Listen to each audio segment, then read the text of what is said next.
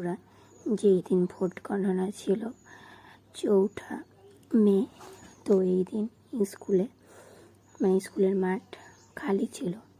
এখানে প্রত্যেক দিন সবাই ক্রিকেট ফুটবল খেলা করে, এখানে আসাই যায় না। তো ভোট গণনার দিন ফাঁকা ছিল। তো প্রত্যেক রবিবারে আমরা হাই রোডে স্কুটি চালাতে যাই। এখানে আর আসা হয় না, সবাই থাকে বলে। তো আমার কর্তামশাই পেছনে বসে থাকে আর আমি গাড়ি চালাই। একা একা কোনো দিনে চালাতে পারি না। তো কর্তামশাইকে নিয়ে গাড়ির ওয়েটটা বুঝে গেছিলাম। তো এই যে 4 মে ভোট গণনার দিন এই মাঠে আমাকে নিয়ে আসলো, নিয়ে এসে আমাকে একা একা ছেড়ে দিয়েছে যে তুমি একা একা গাড়ি চালানো শেখো। আমার তো কি ভয় লাগছিলো যে আমি পারবো কি পারবো না। তো দেখো, আমি ফাইনালি একই দিনেই গাড়ি চালানো শিখে গেলাম। সব কিছু সম্ভব হয়েছে আমার কর্তামশাইয়ের জন্যে। সত্যি আমি ভাগ্য করে আমার কর্তামশাইকে পেয়েছি। কর্তামশাই শিখিয়েই ছাড়লো আমাকে স্কুটি চালানো। তো আগে আমার খুব ভয় করতো, পারবো কি পারবো না। আমি জীবনে কখনো ভাবিনি যে কর্তামশাই আমার জন্য গাড়ি কিনে দেবে, দিয়ে তারপরেও আমাকে গাড়ি চালানো নিজে হাতে শেখাবে। এটা আমার জীবনের একটা স্বপ্ন। আর মানুষ পারে না এমন কোনো কাজ নেই। যদি চেষ্টা করে সব মানুষই সব কিছু করতে পারে, সব কিছু করা সম্ভব হয়।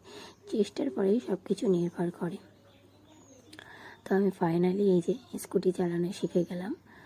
তো আমি স্কুটি চালাতে পারবো কি না পারবো, সেই কারণে আমার কর্তামশাই আমার এই স্কুটি চালানোর ভিডিওটা করে দিচ্ছিল।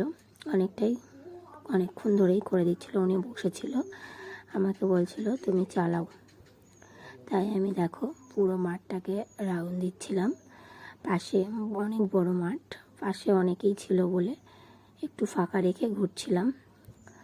তো ফাইনালি আমি শিখেই গেছি। সত্যি আমার জীবনের একটা স্বপ্ন পূরণ হলো। আর আমি ভাগ্য করে এরকম আমি একটা স্বামী পেয়েছি। আমি খুব সুখী, খুব ভালো। আমার কর্তামশাই সত্যি খুব বড় বোনের একটা মানুষ। তো দেখো শিখেই গেলাম। তো বন্ধুরা, তোমরা কারা কারা একই দিনে স্কুটি চালানো শিখেছ তোমরা কিন্তু কমেন্টে জানাবে। আর তোমাদের যদি ভালো লাগে আমার এই স্কুটি চালানোর ভিডিওটা, তাহলে তোমরা একটা লাইক আর একটা কমেন্ট করবে। আর তোমাদেরকে আমি জোর করব না।